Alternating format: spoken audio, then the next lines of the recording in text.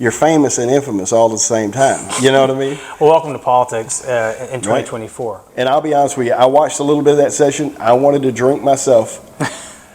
I knew I would be in a primary for the first time in a decade, regardless of what I did for Southeast Texas, regardless of what I did for pro-life, the Second Amendment, for election integrity, for the border, regardless of what I did, this was going to cost me dearly. And so I put my family through a lot of crap. Right.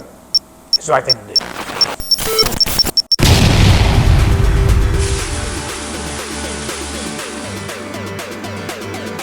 You are listening to the East Texas Banner right here at easttexasbanner.com.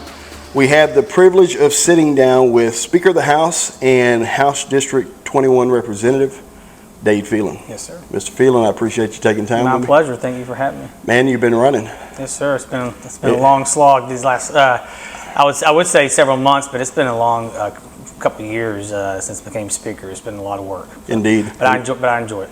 So there's a lot of, man, it seems like coming to the deadline, coming to March 5th, it seems like, man, I don't know if it seems crazy just with all the attack ads, all the things coming out, all the different stuff. And then you deal with terroristic threats, your wife is accosted, all these different things. I'm just like, how does a guy, I mean, I know how I deal with it, which is probably not the most legal way, but I mean, I kind of get in my redneck a little bit whenever my family starts becoming the target, I guess you'd say.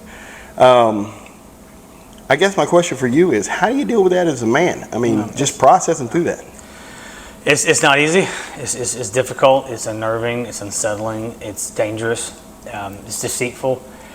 These folks have been coming at me for a year now. Really, during last session in February, they started taking the knives out and trying to spread false advertising, whether it's radio, TV, mail. I mean, you know, heaven rest everyone's mailboxes in Southeast Texas. I mean, the mail has been nonstop. I mean, and it's all. I mean, everything that come at me is just negative. It's just negative Dade Phelan, negative Dade Phelan. Not a positive thing they're going to do for Southeast Texas. I keep asking that question. What are you going to do for Southeast Texas? And it's just crickets. You don't hear anything. Right. Then all that vitriol, all that anger and that deceit, it gets folks whipped up here in Southeast Texas. Sure. And I have a gentleman who right now, he was indicted about 2 days ago. He's been in jail for about 6 weeks he's on a $500,000 bond. Right. And he's facing, you know, probably a minimum of 10 years in prison for threatening to murder me in a very detailed manner. Wow. And then 2 paid influencers, I call them, 2 paid block walkers, one from Houston, one from Austin. Okay, so not to cut you off, but I saw one of these videos where they're going around saying that they're trying to get you elected. Correct. Okay. So they're saying they work for my campaign. Okay. And they put out this literature that is obviously anything but flattering about me and just wrong stuff about my policy, and my principles, and who I am. Right. Totally misrepresenting anything that would be remotely connected to my campaign. Okay. But they're saying they work for me, you know, and... Plus that one fella showing up in a half shirt. Oh, he's got tight shorts and a half shirt and just making a fool of himself. Yeah.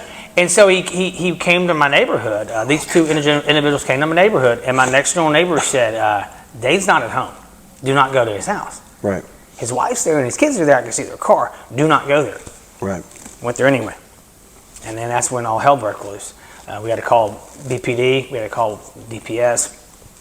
They showed up. They left as soon as right before the cops got there. They got out of town. Right. They have been spotted in Nederland. They've been spotted in Bevel Oaks. They've been spotted in other areas of the district over just the last couple of days. These people aren't going away. Someone's paying them, and it's one of my opponents. One of my opponents is apparatus. They don't do it for free. These are hired guns. Okay. And so, yeah, I mean, when a guy from Houston, a guy from Austin is spending 2 weeks in Southeast Texas, dressed like that, acting like that, misrepresenting themselves, it's not an accident. They're just doing it for fun. No. They're doing it because they're getting paid. So one of my opponents is behind it, and he refuses to really distance himself from it. He just says, I have no direct knowledge of this. Not any indirect knowledge. It's kind of like, what do they say about Kamala Harris, word salad? Yeah, exactly. It's kind of like they just kind of navigate around it a little bit. And that's where we are. And I mean, thankfully I wasn't home. There'd probably be a couple of body bags in my front yard if I had to deal with it. Like you probably would deal with it. Sure. Okay. Get off my property. No, I'm not getting off your property. Right. Well, then I'll take matters in my own hands. There's a castle doctrine in this world, and I was reminded of that by law enforcement. Like, you don't have to put up with this stuff. So let me ask you this, man, because I'll be really honest with you about something. I knew that you were Speaker of the House. I didn't really know much about you. Every time I've seen pictures of you over the past couple of years, you know, you look like one of these guys off of Suits. You look like a Harvey Specter type guy. You know what I'm saying? You know what? I watched a little bit of that. Yeah. So I love Suits. Yeah. At the same time, you know, there's been this conversation from the people who are running against you that you don't belong around here.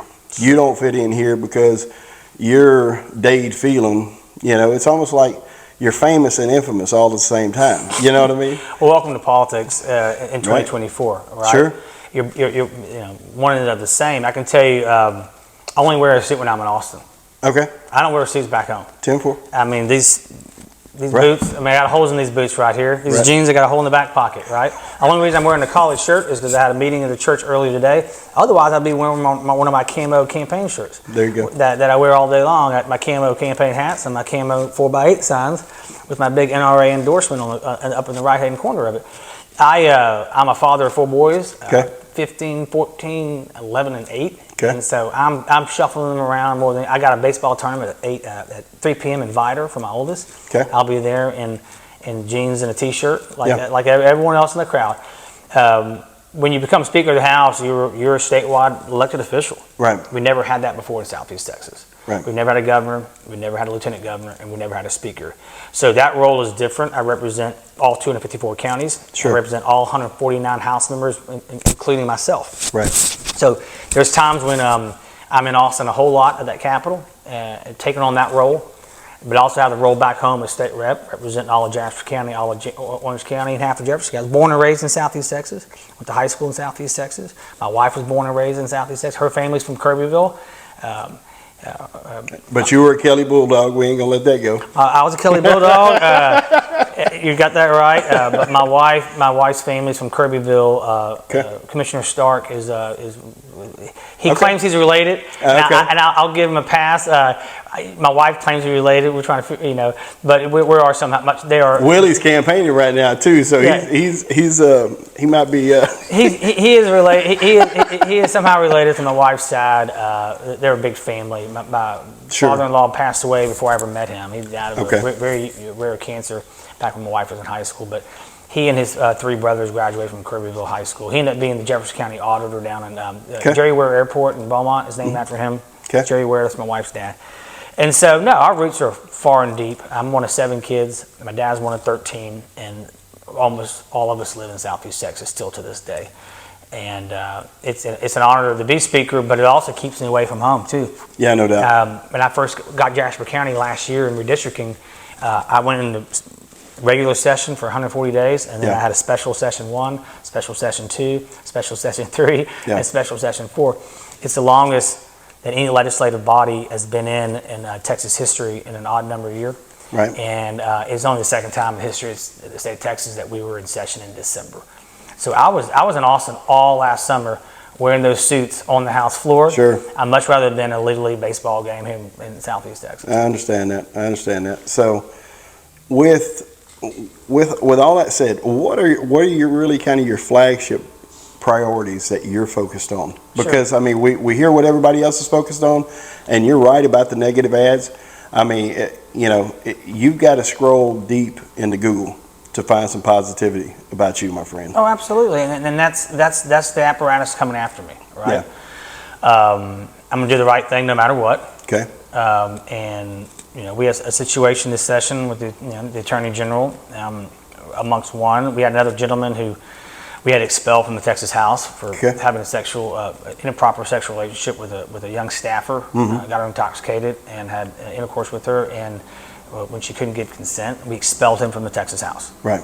The group behind him was a group called Defend Texas Liberty. That's one of his top Familiar with investments. them? Yep. All right, and their number 2 investment in the state of Texas is Ken Paxton, and their number 1 investment now is Dan Patrick. Okay. I mean, that's Defend Texas Liberty. That's a crowd that supports those individuals. Okay. And of course, there was an impeachment process that we went through with the Attorney General. And quite frankly, I stand behind the House's decision. I think history will prove that the House did the right thing.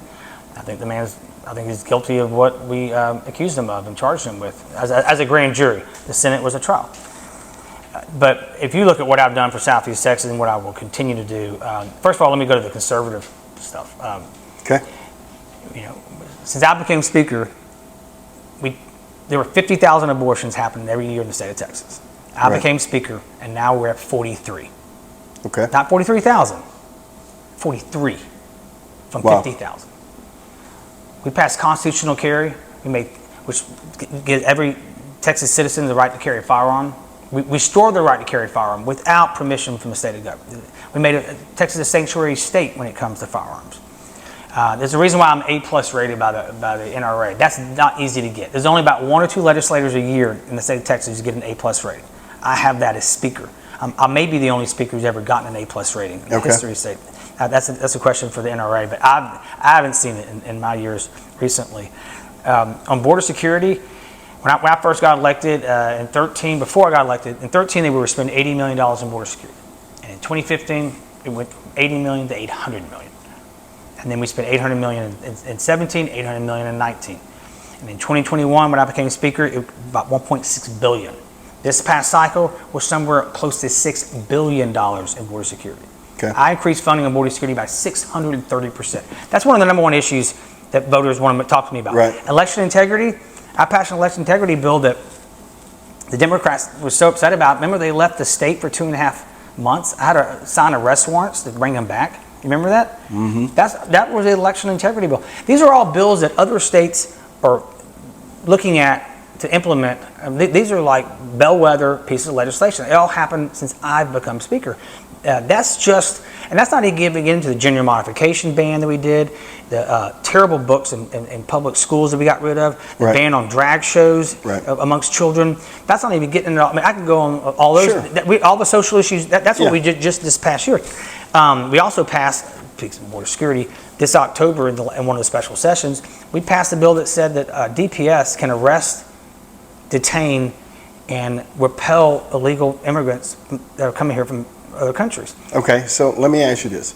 So that was what you guys passed as far as the border security, right? Yes. What was Paxton was wanting to pass? Was he trying to get something passed? The one thing he was trying to get done to clarify his misinformation, he was trying to get legislation passed where he could take over election integrity cases from the district attorney. Okay. And our own 100% Republican court said that it's not in the Constitution. Okay. That those duties and responsibilities in the Constitution rely within a local district attorney. He's not the chief prosecutor. He's the chief attorney. Right. He's not the chief prosecutor of the state of Texas. The prosecutors are elected by every individual, county or judicial district in the state of Texas. To get that changed, you would have to have a constitutional amendment. Sure. And guess what? Which is not easy. There's 86 Republicans. And I don't even know, I can't tell you all 86 Republicans, especially after impeachment, would give him any more power, and not a single Democrat would vote to give him power. Right. So he went on Tucker Carlson saying that the House killed this prospect. Sir, we don't have 100 votes to give you that option, because you have to have 100 votes in the Texas House to get a constitutional amendment on the ballot. Right. There's we didn't kill it, it just didn't have the votes. Not even close. So that's maybe what he was talking about. But let me talk about some of the local issues. Whether it's, absolutely. When I first got elected, I want to make certain that every child in Southeast Texas had an opportunity for some form of higher education. And I don't necessarily mean 4-year degrees, because not every child needs to have a 4-year degree. Okay. But I'm talking about certificates and opportunities, whether it's welding or nursing or law enforcement, process operators, you name it. In Southeast Texas, we have those programs. And Lamar State College Orange, Lamar State College Port Arthur, LIT, and Lamar University are all in our backyard. Right. And they're servicing this entire community. And they're doing a great job in Jasper County. I just saw Lamar Orange open, they opened a satellite office in Hardin County. Right. And so we're getting these programs out in the community. I've reduced tuition over the last 2 cycles about 50%. So children going those 2 years are paying 50% less than they were just a few years ago. Okay. So we've seen a 14% enrollment increase because of that program, because of what I implemented. Lamar University in and of itself, we changed the funding formula, and we started, we're going to start funding universities based on outcomes. Right. Just like we do our 2 years. The more kids that get hired, the faster they get hired, the more they get paid, the more the state will fund you. Guess who ended up being the number one university in the state of Texas on funding increase with that new formula? Was Lamar University. And that was last year. This current year, I found out they're also, again, going to be top of that tier. The number one school with the new funding formula. So wonderful things are happening in Southeast Texas in higher education. Flood mitigation was a huge deal post-Harvey and Imelda. I created the Flood Infrastructure Fund in 2019, put nearly $800 million in that fund. The good news is we spent all that money in record time, got it out in the communities. The bad news is we spent all the money. So this past cycle, we put another $650 million back into the Flood Infrastructure Fund. We created a fund for broadband, and we put about $1.4 billion state money, able to pull down 3.6 in federal dollars. We're looking at $5 billion to get broadband throughout the state of Texas, starting in Southeast Texas, starting in East Texas. That connection is so important. Again, going back to higher education. Right. Folks in Jasper County don't have to drive down to Lamar University. They can get online and do their classes, right? And we also know it works through COVID, with even public education. A kid is sick at home, or he can't get to school for a few days for whatever reason. He can log in and take his classes online. But you have to have high-speed internet. Right. Then you have telehealth and telemedicine. You have folks in Jasper and Jefferson and Orange that you don't have to drive to Houston. Sure. To downtown specialists. Yeah. You can log in and do that in the comfort of your own home. But you have to have high-speed internet. These are the type of wins that I have been delivering for not just the state of Texas, but specifically for Southeast Texas. Going to the ports. The ports are a huge driver of our economy. Right. $1 in $4 of GDP originate in our ports. We've never funded our ports in the state of Texas until now. This past session, the local ports right here in Southeast Texas, that's nearly $70 million. Wow. For inside the project, inside the gates projects. And then again, the healthcare. Since before I was born, folks have been trying to get a behavioral health, mental health hospital in Southeast Texas, and we've had a facility that has been operating off of Fannin, Spindletop for many years, but it's old, it is outdated, and it's small, and it does not fit our needs anymore. So this session, I got $64 million for a new inpatient facility and $6 million for a new outpatient facility. Right. When I bring that up, and I actually was in this room a few months ago, and I brought it up at a small gathering that we had with supporters and friends and people I was new to meet. No one gets more excited about it than law enforcement. They're on the front line when it comes to behavioral health issues. Absolutely. A lot of these, it's a big issue. A lot of these people they run into, they're not criminals, they're not necessarily dangerous, but they're having a behavioral health issue. Yeah. And to put them in an outpatient facility or put them in a hospital bed here, so you can put them in an outpatient facility as opposed to putting them in the jail or the emergency room, where it costs you 5 times on the dollar or 20 times on the dollar.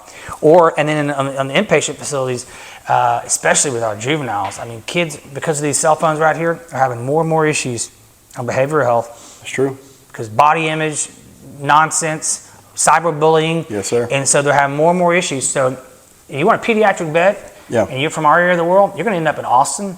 You may end up in Bexar County. You may end up in Texarkana. You may end up in Amarillo. And that's not an exaggeration. That's how far you have to go to get a pediatric bed. But now we're going to have pediatric beds right here in Southeast Texas. Nice. So those are types, I can go on and on about man, local stuff. It gets lost in the shuffle because you know what? That doesn't fit on a mailer. No. And it doesn't fit in a little 30-second ad. No, it doesn't. Blaming me for Chinese land stuff that I have nothing to do with. Right. If it bleeds, it leads. And the negativity, it pounds you and it pounds. You talk about Google. Of course, they want to pound those stories, but to get down to the facts about what matters to Southeast Texas, that we're in this is us. Right. We're in it for ourselves. We are not Houston. We are not DFW, and we're not Austin San Antonio corridor. Sure. You get outside that triangle, and you are fighting for every dollar and every opportunity you can. Yeah, it's interesting to me because it's almost like, obviously throughout this area, most of us don't have to deal with going to sessions and having to listen to all the droning on and all the different stuff. And it's almost like, the closest thing we can relate to in some way, and I'm not trying to dumb this down at all, but when I watch House of Cards, I'm sitting there going, man, how much of that is actually real? Sure. Because who's getting pushed in front of the train? Sure. You know what I'm saying? And you kind of look at it from that vantage point of just like, man, there's all these deals going on, and I hear them. I hear about these deals myself, and I'm sitting here going, this person's not getting endorsed by this individual because this is what's happened, or they haven't raised enough money, or whatever the case is.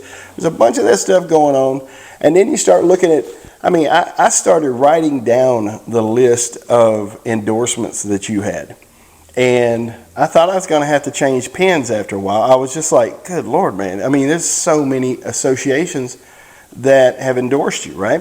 And I'm sitting here going, that's a lot of associations. Mm-hmm. That's a lot of us. That's a lot of situations there, to where for us out here on the outside who do not know the Wizard of Oz up in Austin, it's almost like, is there some truth to this kind of House of Cards thing? Because, or at least on a low key level, because to me the way I'm looking at it is, Paxton's come out against you, Patrick's come out against you. That's going to be, do you believe that's going to be a hurdle you're going to have to deal with if reelected? So let me first go to the association deal, and let me just tell you, be honest with you, how a lot of that works. Okay, that'd be great. 9 times out of 10, if you want this association endorsement, let's call it the veterinarians. Okay. Let's call it the rest of our association. Right. Let's call the Beaumont Police Officer Association. Let's call the Vidor Police Association. Jefferson County Office Association. Beaumont Fire. Yeah. I can keep going. Yeah. You got to meet the local folks. You meet with your constituents first. Yeah. And they interview you, and they decide whether or not they want to endorse you. Right. Realtors, same thing. I meet with the local realtors. Yeah. I was with the realtors up at the Rayburn the other night, sitting at the table with my realtors. I have a great relationship with them. I'm in real estate. I know I know the struggle when it comes to property taxes and regulations, and how hard it is to develop property and grow your business. So you meet with them, and they go to their association and say, "This is the guy we want in HD 21." Okay. That's how it happens. It doesn't happen. It's not top down. It's bottom up. Right. And well, the idea is, or at least, going back to, one of the things I've learned here over the past few years, narrative is always stronger than the truth. Mm-hmm. And it's always muddier, it seems like. And the idea that, because the guy's got all these associations that are backing him and supporting him, well, there's an exchange happening there on some level. Mm-hmm. That's the assumption, I would say. Well, I'll just say, if you go look at my website, especially, the endorsements that I'm touting are local endorsements. Yeah, absolutely. It's from Sheriff Rolls, a legend here in Southeast Texas, to all my local law enforcement, all my first responders. And the reason it's important to understand the local elected officials is because they know what I've done during Harvey, during Imelda, during the fires just this past summer. They know how I deliver when the chips are on the table and they need help. They get it in a matter of not days or weeks, in a matter of minutes or hours. Right. They know what it's like, and they also pay attention because it's their job. It's their job to pay attention to what's going on in flood mitigation. Right. It's their job to understand what's happening in public education and higher education. It's their job to understand what's happening with law enforcement and what's really happening in Austin on law enforcement. Right. When I was speaker, we passed bills that said, if you defund the police, we will defund you. Right. Law enforcement don't forget that, right? Sure. And coming out of Uvalde, we passed a grant program for ballistic shields. So what happened in Uvalde never happens again. So if you're an agency that can't afford that type of infrastructure or gear, the state's going to step up. They don't forget those things. That means something to them. This is because that's results. It's not rhetoric. Yeah, that's where the rubber meets the road in a lot of ways for all of these different groups. So everything sounds awesome. Okay, everything sounds great. And the people that I've talked to and communicated with, they've always had some level of appreciation for your input and help, especially down around Jefferson County. Jasper County is kind of a little bit, it's a new thing. It's a new run. And to be honest with you, it's kind of unfortunate because James White spoiled everybody here. You know what I'm saying? James was a dear friend, and James, he was everywhere. Right. Everywhere, he was. Honest to God. You show up. I would go to one meeting. Yep. He's there. I would leave and go to another meeting, and boom, he pops up in the corner. I'm just like, this guy. And I always joke there's 5 James Whites. I'm telling you, he's got a body double somewhere. He's a good friend. But so at the same time, he's a good friend. I kind of sit back and I'm thinking, on one hand, it's there's some shoes here in people's minds. There's some shoes here to fill and some expectations. But where do you sit on this thing? School choice is a very divisive thing, it seems like. It seems like, okay, if you're against school choice, well, these guys are going to back you. If you're for it, these guys are going to back you. Sure. Where do you fall on this school choice thing? I'm going to say one thing about James White is that, I have folks who still think James White is their state rep because, it's a new thing. I just got Jasper this past year, right? Sure. And I have, 4 young boys. Yeah. I got a business, and I've got, but just like James had a business and he had a family, but this speaker thing is it's really time consuming. Right. And it's just, it pulls you in different directions. It pulls you in other counties and other cities for obvious reasons. It pulls you out of the state for obvious reasons. I have to raise a lot of money to defend Republicans in the Texas House. And sometimes that it just takes me out of the community. Trust me, my wife doesn't let me forget it. School choice, and I've said this from the beginning of last session when it became really a hot topic. If you ask, there's 150 House members. Okay. You ask 150 House members what school choice means to them, Right. you can get 150 answers. Okay. Because we all represent totally different areas of the state. Sure. Absolutely. And so, there are some state reps that represent 30 or 40 school districts. Right. There's some that represent a fraction of one. 3 or 4. Just a tiny little fraction of Dallas. Okay. ISD or HISD. Gotcha. When you think about how big HISD is, it's one of the largest school districts in the country. Right. And so they may have 30 state reps that represent one school district, whereas Robert Nichols, a good friend from here in East Texas, he represents 10% of all school districts in the state. There's almost 1,200 school districts. So he has nearly 120 school districts in his Senate district. So his perspective of school choice is totally different than someone who represents a tiny fraction of a suburban or urban school. My goal has been try to get something done. Okay. Try to get everyone to come together to where you're 70% happy and you're 70% happy, just like you do in business, and that's a good day. Yeah. And so this last session, I did everything I could to get something done because I knew that everything was being married together. The teacher pay increase, the increase in the basic allotment, the increase in the school safety formula, Valley, that was all going to be held together with some form of educational savings accounts. So I was trying to get these rural guys, because that's who needed that's who we needed to sway to get something done. Right. Try to get them to come to the table and get something together. At the end of the day, it didn't happen. 21 Republicans voted against it on the House floor, but we had the first school choice vote in over 25 years ever. I say the second ever, but first one in 25 years. I was back in high school the last time they voted on this. Sure. But since I've been speaker, that was a big deal to get a school choice bill to the House floor. It didn't happen, and I respect everyone's votes for and against. They all had their own reason why. Their own angle, yeah. You can imagine if you're up in the Panhandle and you don't have a private school within a couple hundred miles, maybe your perspective is totally different than someone who has failing schools in their district, and those parents are looking for a lifeline, and looking for an option. Right. So balancing all that out is part of being speaker. Getting blamed for it not passing is part of being speaker. Okay, so let's whether I had a vote on it or not. Okay, let's key in on that for a minute, because there's a lot of talk about Dade Phelan killed this and Dade Phelan killed that. You're just going there. It's just part of being speaker. It's not immune to me. All my predecessors went through this. It's just it's the gauntlet. It's part of it. It comes with the title. Okay, so then specific to HB 20. Sure. You killed it. Okay. That's the word. Sure. So HB 20 was really an idea that I came up with. Okay. Okay. All right. And so the author of the bill, who's a friend, Matt Schaefer, he came up to me and he's like, I want to do this, I want to do some type of different unit within the state government. Right. And I said, I've been thinking the same thing. Our DPS officers and our game wardens and our guard are coming from all over the state of Texas to go down the border for Lone Star. Mm-hmm. And we have to do it. If we don't do it, we know the federal government's not going to do it. So we have to do it, right? Right.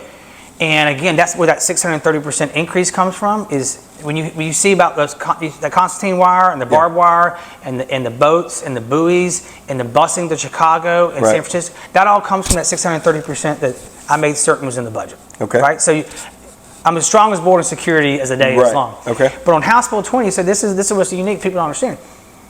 Every speaker, every session reserves House Bill 1 to House Bill 20 as their priority. bills. Okay. House Bill 20 was in the top 20. It was a priority bill of the House Speaker, Dade Phelan. But then you turned around and killed it. Well, no, sir. That's the narrative. Oh, of course. That's the narrative. The narrative, well, that's fine. But what happened is that it was a huge bill. It was, Right. it touched all different areas of the code. And I have to enforce the rules, even on bills that I support as Speaker. And it had issues when it came to the House floor. It had a point of order on it. Right. And, there's rulings, and I got to be consistent. I am not going to be anything like Nancy Pelosi, where she says, let's pass the bill first, so then we can find out what's in it. Yeah. No, we don't do that. Yeah. We follow the rules. Right. Everyone gets an opportunity to read the bills. If they have objections, if there's something wrong with the bill, that means it cannot proceed because of a technical issue, then I have to enforce that. And you can ask any member of the House, they will tell you, I've enforced those rules fairly, regardless of the bill or subject matter, even if it's one of my own bills. Okay. You know what ended up happening? We ended up still passing the strongest border security package of any state ever. Would I've liked to have seen us, send DPS back home and create another unit? We wouldn't have changed. Nothing would change on the border with the Border Protection Unit. It would have just been new employees, which some people didn't like because we're actually hiring more people and spending more money. Right. But I wanted to get our DPS officers back in our neighborhoods, in our communities, our game And boards. have a task force down there? A different task force that would actually exist on the border. So that's what you want? That's what I wanted, and I don't know if I'll ever get it, but all the federal government has to do is start enforcing current law, and we won't need any of this. Right. But my thought was, let's create a unit outside DPS. It'll be a totally different organization, Right. And we could bring our DPS home, our guard home, bring our game wardens home, and they could be back in our communities enforcing laws back home. Right. It didn't happen. Yeah. It would have been a huge lift anyway. Just not only get it out of the House, but to get it out of the Senate and get it to the governor's desk. It was by no means a layup. We were creating a whole new agency. Yeah, right. That's no one's ever heard of, or no one knew if it would work or not. But I was willing to try it. Going back to what you were saying there a minute ago about you having rules and you have to navigate these things and you have to hold a certain standard of order, Yes, sir. right? And follow the rules. Here, it's no secret to anybody. Orange County, Jasper County, the Republican clubs have censured you.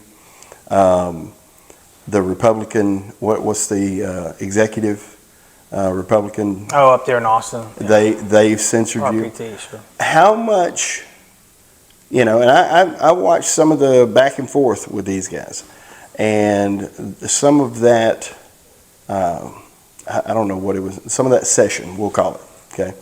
And it seemed like the biggest complaint was you didn't follow the rules. I mean, I would challenge that all day long. But you're familiar with it? Yes. Yeah. So the biggest, I would say, the top complaint and the reason for a couple of these folks be, and again, you got to realize, in a county the size of, let's say, Orange County, right? Mm-hmm. 13 people made that decision. Okay. In a county of 84,479 plus or minus. Sure. And by the way, mostly Republicans, right? 13 people made that decision. Okay. The deciding vote on whether they did it was my opponent's dad. Okay. He had a vote. I think he probably should have recused himself. Okay. Because his son is running for an office and Gotcha. it would directly benefit. I can tell you my party chairs are behind me. They know the truth of the matter. Right. They look beyond the rhetoric of all these narratives, censure, emotions, whatever. It all comes back to the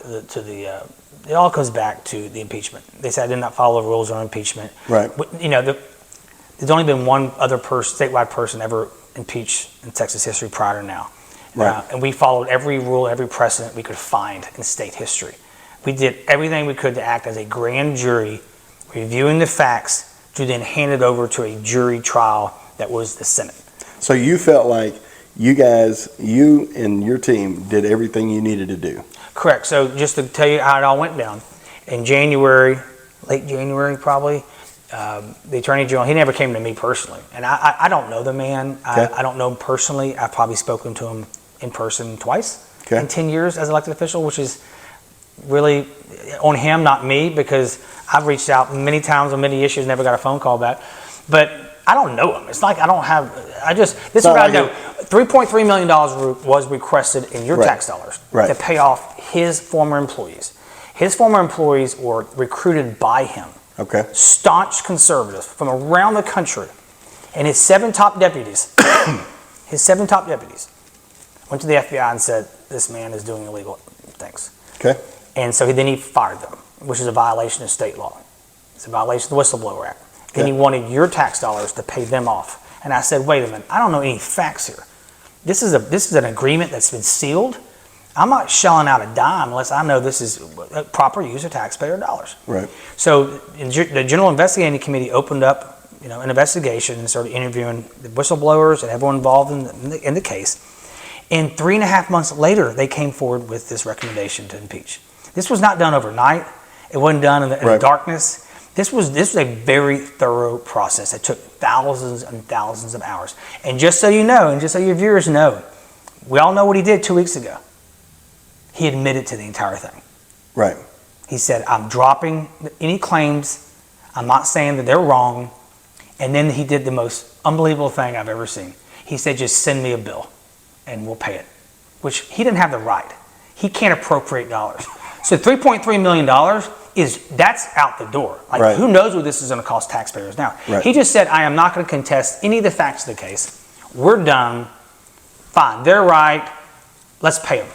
He does not want to go in front of a deposition for the first time in 9 years. And on April 15th, he will be in front of a court in Harris County facing up to 99 years in jail for securities fraud that he has been trying to hide from 9 years. Do you think you and I would ever get away with delaying a case for 9 years? No, sir. We're not the Attorney General in Texas. We wouldn't have that luxury. Yeah, I think I know I'd be in a bind. We would be answering answering to a jury by now. Yes. Yep. So, okay. That's a lot. That's a lot of data, man. Okay, so let's look at it from this angle then. I appreciate the opportunity to explain the case. No. Explain where I'm coming from. No, and that's exactly what I think people deserve. Yes, sir. Word out on the street is you guys are holding out on an audit and won't turn over how much tax dollars was actually spent to prosecute. That has been released to everybody who wants to take a look at it. So that's available. The audit wouldn't do anything more than it's already out there. Because I know they said, Freedom of Information request, and I think it's somewhere over $3 million was spent prosecuting the situation, but Dade Phelan has rejected an audit. The audit, every receipt, every bill, it's to my knowledge, and it's out there. It's out there. An audit would just cost more money and do nothing other than either pay an independent auditor or a state auditor hundreds of thousands of dollars to look at every receipt that we've already submitted. It's out there. I couldn't tell you what this audit. It's only Dan Patrick wants it. He's the only one asking for it. Right. And he just wants to again be more.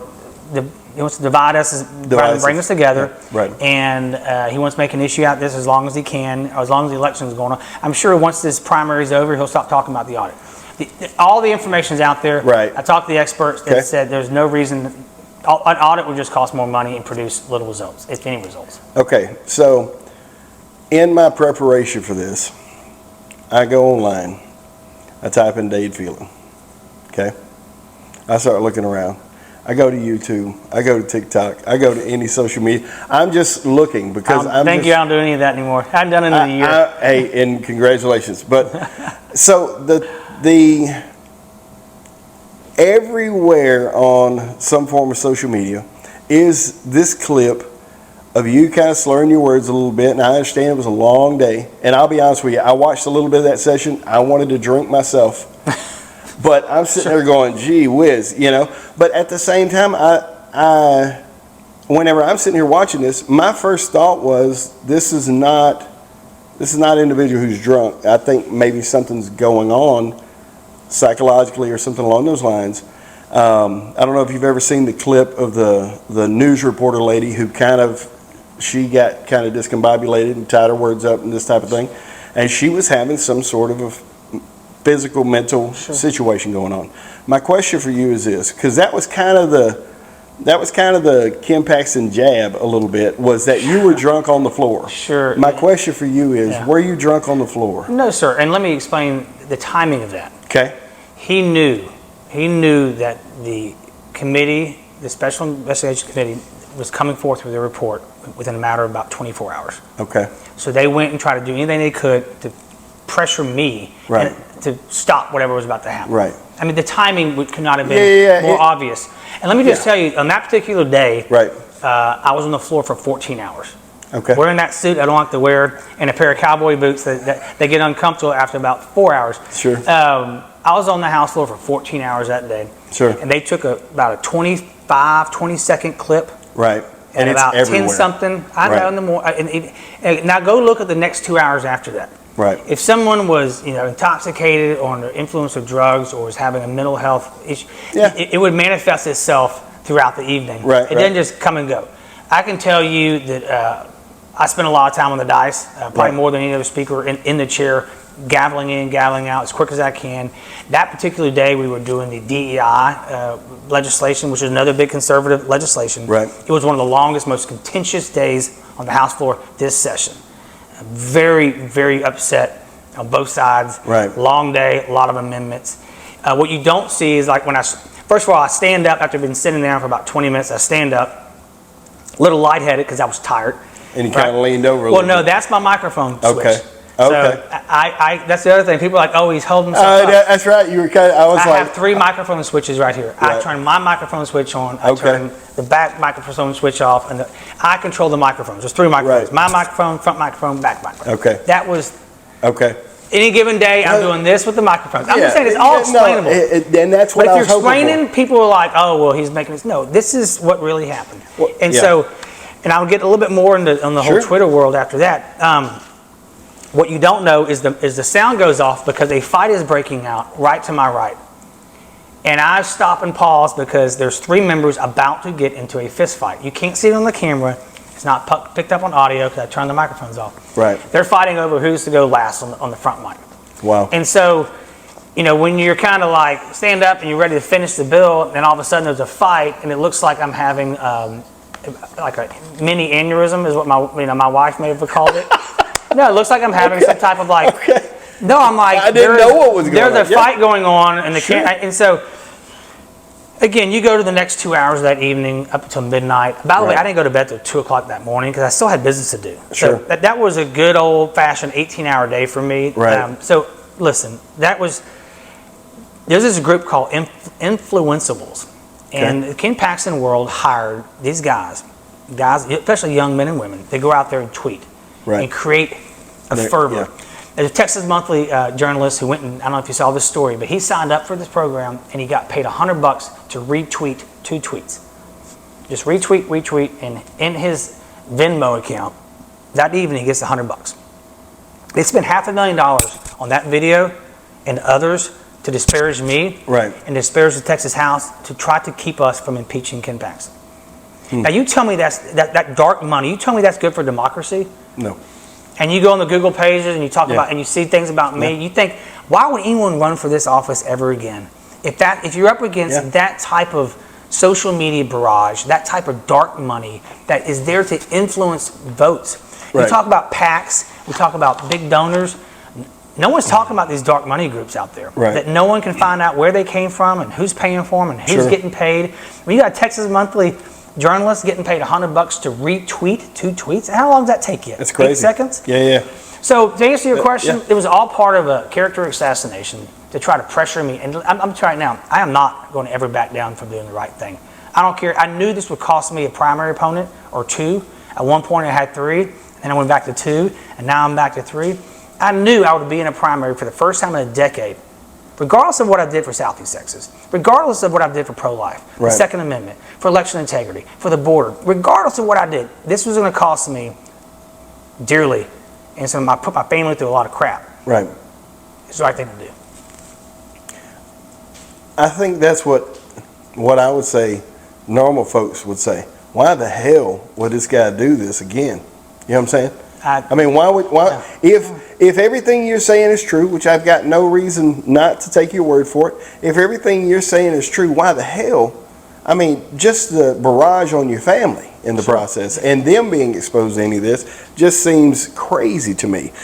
Let's kind of shift gears a little bit, because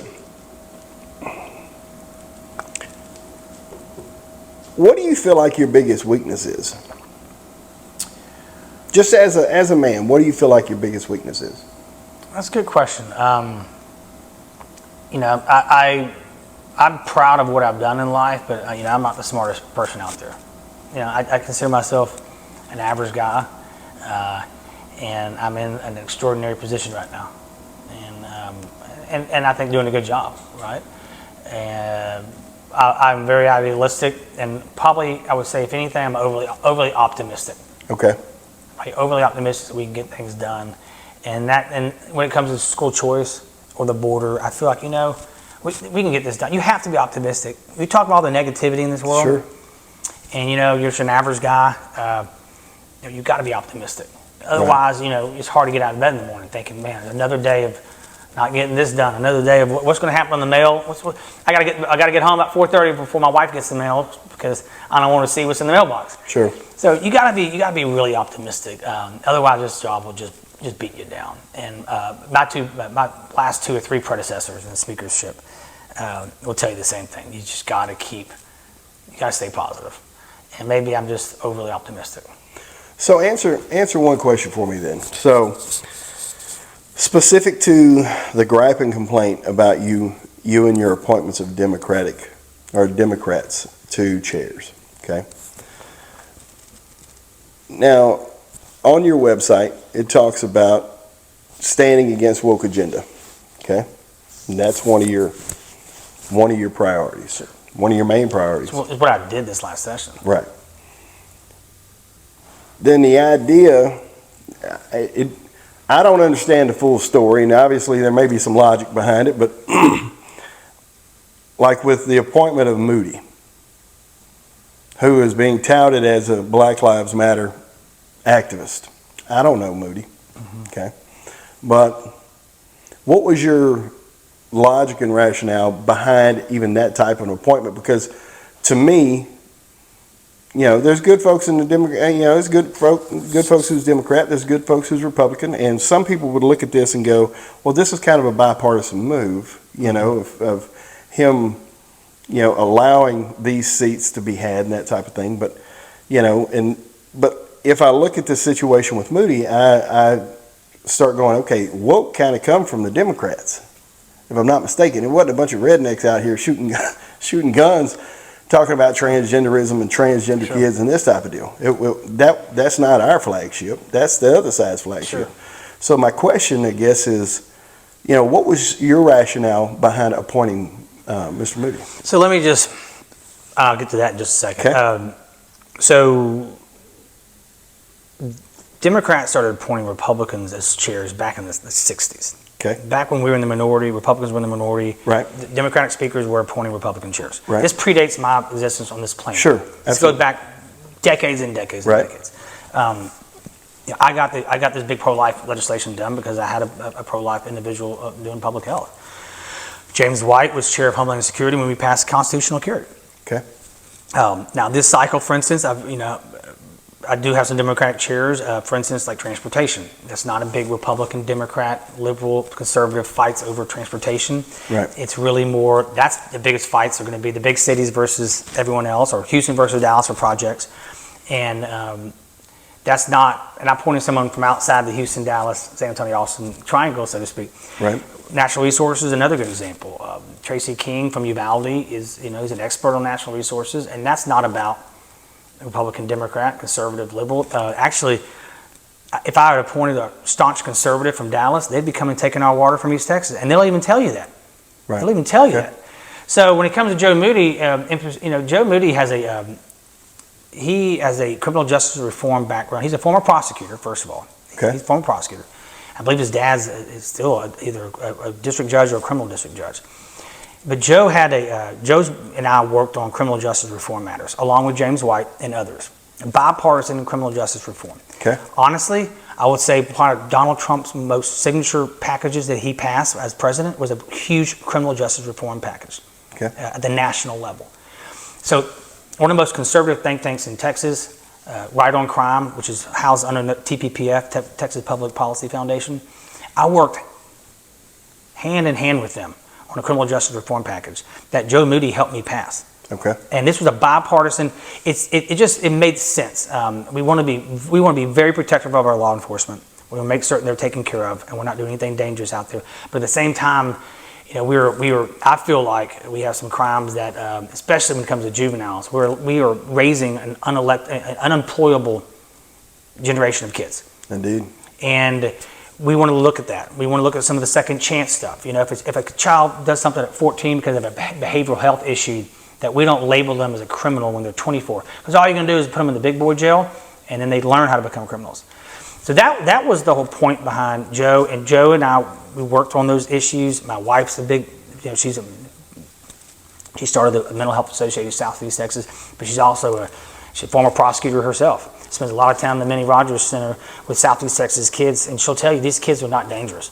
They just don't have a role model in their life. They don't know how to act. Right.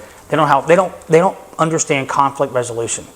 And so they're acting out, but they're not criminals. And if just with some small intervention, and again, going back to that behavioral health hospital that we're going to have, small interventions here and there, and judges who understand the nuances of their situation, these kids can be productive citizens. They can be taxpayers. Right. So Joe worked with me on that. And to get those out of that committee, it was a bipartisan deal. And, I don't want to speak for James White, but he'll tell you a lot of things that he supported as well, because he worked, he chaired corrections, which is the committee on jails, and he's big involved with TJJD here and all throughout Southeast Texas, as am I.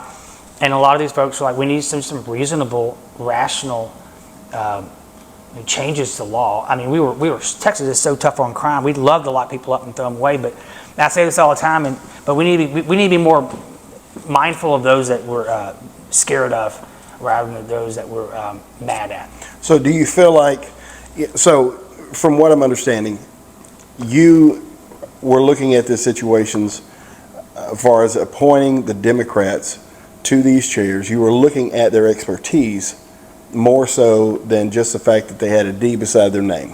Sure. Is that kind of what I'm hearing? For instance, if there was a conservative Republican priority that we were all laser focused on, like the Second Amendment, like pro-life, like the border, like election integrity, like this woke agenda, get the drag shows out of our schools, get the nasty books out of our schools. Right. All those committee chairs, all Republican. Okay. My opponent was interviewed, one of my opponents, a gentleman from Orange, he was interviewed by the Texas Tribune about 2 weeks ago. Mm-hmm. And they asked him point blank, name one conservative priority, one bill that did not pass because of Democratic chair, and he could not name one. He's been running around on this for a year now. Okay. He could not come up with one priority that went to a chair that went to committee. Whereas hamstrung by a Democrat. Correct. Okay. All right. 2 questions left. Where do you stand on secession and letting the people vote about that for the state of Texas? I know I've met a number of people. Mm-hmm. Who think about secession in very peculiar ways, we'll say. Sure. But where do you kind of stand on that idea? It was something years ago. You think about it as a Texan, and you're like, that makes sense. We're Texas. We can do anything better, right? Right. Sure. But after spending 10 years working here in Texas and seeing 1,100 people move here every day for a reason, because we're doing things right here. Yeah. This is a great place to be. I wouldn't want to disrupt anything that's happening in Texas. Yeah. I think we started out years ago when I first got elected, 11th largest economy, and now we're down to the 8th or 9th largest economy. Corporations are moving their headquarters here every day. Right. People moving here they know what they're getting themselves into. They know what Texas is all about. Sure. And they're voting with their feet. They want to be here. But more importantly, I've taken an oath. Every time I've sworn in the Texas House, I've taken an oath to defend the U.S. and Texas Constitution and be a part of both. And so, no, that's not something that I'm going to support. I understand people's frustration. Yeah. And I tell you right now, if a Republican were in the White House right now, we wouldn't be having this conversation. This conversation went away when Donald Trump became president. Sure. You didn't hear about it again. Because it's almost like we felt like we had somebody that was fighting on our behalf. So if Donald Trump were to be victorious again in November, I bet you don't hear about this again for at least 4 more years. It's going to be crickets, right? Because we feel better about our trajectory. I feel great about where we are in the state of Texas. We are leading this country in so many different respects, and other states are following us, and so I want them to keep following us. See, and I don't know, man. In a way, you know, I'm thankful for growth, but I sure as hell don't want to see Texas turn into California. You know, I don't want to see. I mean, and you're already seeing it with Austin. I get that question all the time. Austin's been weird for a long time, but you know, I think a lot of I mean, I've seen different analysis out there. You know, I wouldn't be surprised if a lot of these folks that you're concerned about, if they're not from Texas originally, if it's in homegrown, you know, radicalism and progressiveness. I remember years ago when Ted Cruz and Beto O'Rourke ran against one another, and it was something like 58% of folks who'd been here less than 10 years supported Ted Cruz, and folks who'd been here more than 10 years, it tilted slightly towards Beto. Right. I mean, so let's think about, again, I've met a lot of transplants who've come here, and a lot of them live here in Jasper County. I spent a lot of time, since we're getting out of session, traveling in Jasper County, met a lot of retiree folks who've moved out to Jasper County and Newton County, Hardin County, especially, all 3 of them in particular, and they're from either larger cities who's sick of the silliness, or they're from outside the state, and they got here to Texas as soon as they can, and they're bona fide conservative. So I welcome them with open arms. Right. Yeah, but everything else there's got to be a way that we vet them at some point. Yeah, I don't know if you know. Well, you know what? Granted, you're in the real estate business, so I mean, well, here's how you figure it out is that, you know, they see our policy on pro-life, they see our policy on elections and guns and the border, and if they don't like it, they can just leave. Indeed. And some of them do. They're like, this is too much, and then they go. Do you have any last statement that you want to put out here to the public, specific to Jasper County? Yeah, I'm assuming other people in Orange County, but is there one statement you'd like to throw out? No, I appreciate it. Well, I want their support. I want their vote primarily, and I think I've earned it over, and I've proven to deliver conservative results like no other speaker has ever done over just in my last 3 years now, more than any speaker in the Texas House history. We've done everything you can imagine on pro-life, on the Second Amendment, on the border, election integrity, and I can keep going. But even specifically what we've done just here in Southeast Texas, and I'm just getting started. I've been able to do this since I first got elected, but really over the last 3 years, do wonderful things for Southeast Texas. I just picked up Jasper in redistricting, and I want to make certain that Jasper has everything they ever could possibly imagine at their fingertips. This community deserves it, and now that I'm out of session, I'm able to get out in the community to understand those needs and those wants and those desires. I want to make certain that we deliver in Austin for Jasper County, and we're going to do it. And I'm going to do it.